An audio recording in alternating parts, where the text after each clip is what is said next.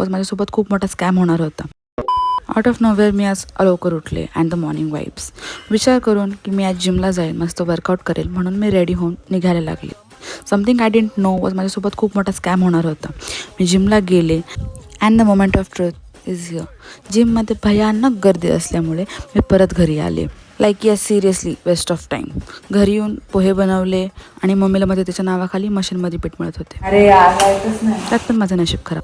ड्रायरने मस्त केस सुकवले and the pro attention seeker is here. Clearly आम्ही दुपारी काहीच केलं नाही, फक्त जेवण केलं आणि तारक मेहताशिवाय आम्हाला काही जेवण जात नाही.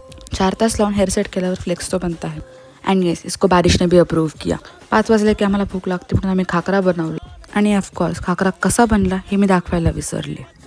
मग दादा आला, त्याच्या फोनवर हा टाइमपास चालू होता आमचा आणि मग सगळ्यांचा हट्ट होता म्हणून आम्ही पिझ्झा मागवला, पिझ्झा खाल्ला आणि हा झोपला आणि तसंच आपला दिवस इथेच संपतो. चला तर मग.